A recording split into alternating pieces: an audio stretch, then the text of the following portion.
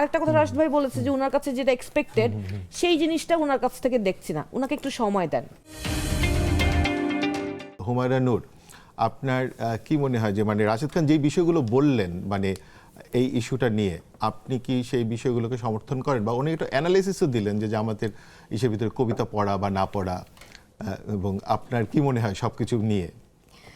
ধন্যবাদ আপনাকে, আমার সহ-আলোচক এবং আজকে আমাদের যারা দেখছেন সবাইকে সালাম এবং শুভেচ্ছা জানিয়ে শুরু করছি।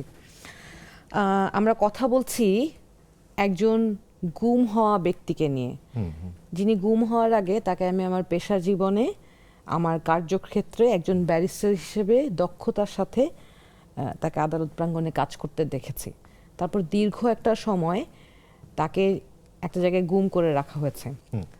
আমি একটা দিন সংসদে দেখলাম যে মাননীয় স্পিকার একজনকে সাবধান করে বলছেন, একজন সংসদ সদস্যকে, যে মাননীয় সংসদ সদস্য আপনি উনার ব্যাপারে সাবধানতার সাথে কথা বলবেন, উনি একজন শহীদের মা।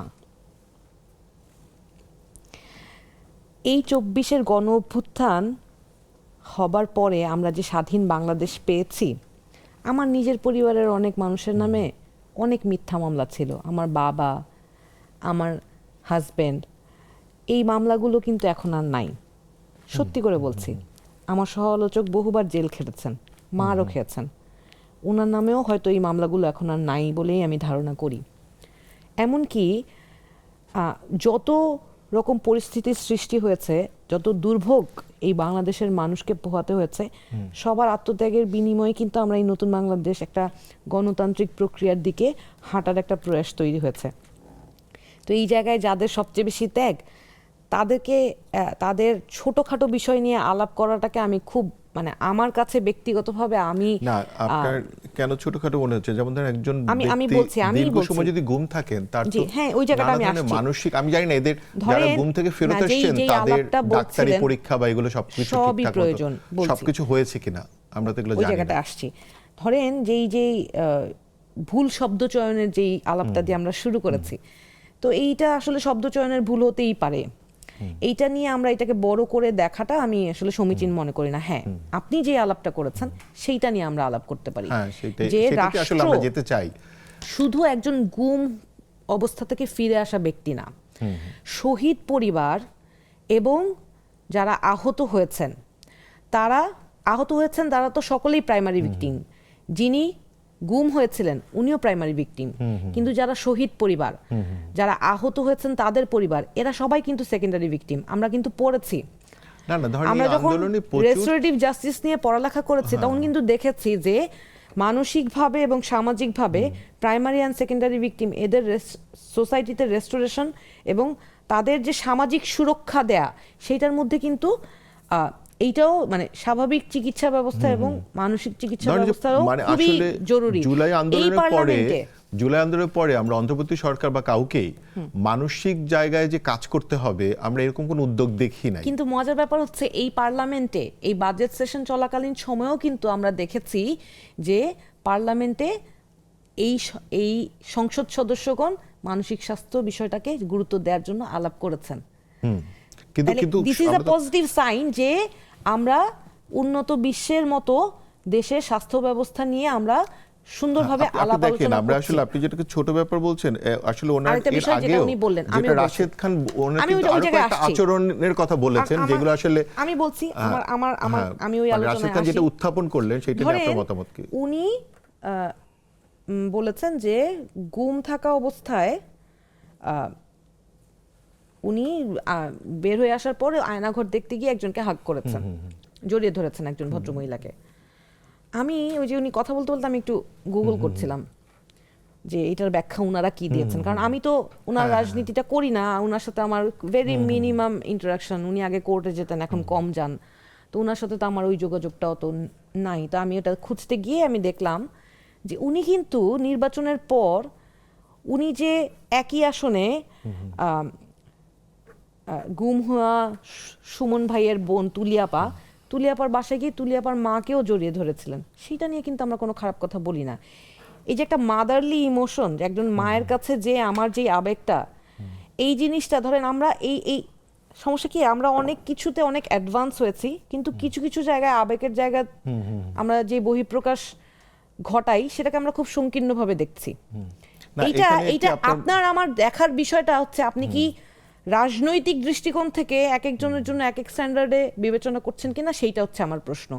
এখন আমি যেমন পর্দা করি, না, রাশেদ আমার খান একটা যে রেস্ট্রিকশন প্রশ্নটা আছে। তুলেছেন, যেমন ধরেন ওনাদের যে রাজনীতি, ওই জায়গাটা আমাকে কি বলতে ওনাদের দিলে আমি বলছি। রাজনীতির যে জায়গাটা সেইখান বলছি। থেকে উনি ইসলামিক কিন্তু- রাজনীতির জায়গা থেকে আসলে প্রশ্নটা তুলেছেন সম্ভবত রাশেদ খান, তাই নয় অনেকগুলো কি? না, ওইটা ছাড়াও আরো আমাকে বলতে দিলে আমি একটু বলতে পারি বলি, যদি আমি তার শেষ করলে শেষ হয়। তারপরে মানে উনার কথাগুলোই আমি একটু এক্সপ্লেইন করতে হবে আমাকে।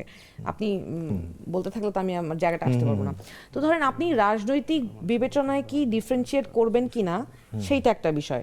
এই জিনিসটা আমার কাছে যদি জিজ্ঞেস করেন, আমি একেবারে এটা আমার কাছে এত মানে হ্যাঁ ওনারা ইসলামী রাজনীতি করে সেই জন্য একটু দৃষ্টিকটু লাগতেই পারে, কিন্তু স্বাভাবিকভাবে এই ধরনের মানসিক অবস্থা থেকে বেরিয়ে এসে যেই ভদ্রমহিলাকে জড়িয়ে ধরেছেন, খুব সম্ভবত উনি আরমান সাহেব যখন গুম ছিলেন উনাকে খুঁজে বের করার জন্য উনি অনেক কাজ করেছেন।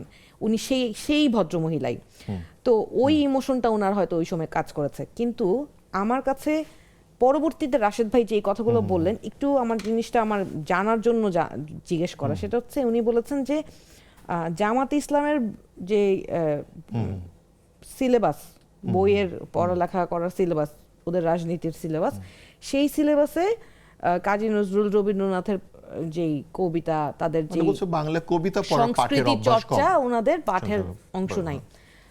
আমি একটু জানতে চাই যে ওদের পাঠ্যপুস্তকের ভিতরে কি আছে কি নাই, এটা রাশেদ ভাই কিভাবে জানলো?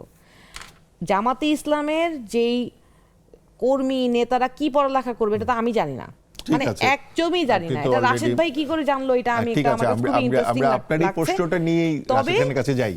তবে যেটা জরুরি বিষয় যে ইসলামী রাজনীতি করা ব্যক্তি এরকম করতে পারেন কিনা। রাশেদ ভাই তো দীর্ঘদিন গুম ছিলেন, উনি ওনার রাজনৈতিক জীবন থেকে তো উনি দূরে ছিলেন। রাশেদ না, এ বুগুম ছিলেন আরমান ভাই, সরি ওনার কথা বলছিলাম বলে ওই যে আমারও স্লিপ অফ দেখেন ঠিক এটা আছে। হয়, হ্যাঁ, এটা কিন্তু হয়। খুবই স্বাভাবিক বিষয় দেখছেন মানে।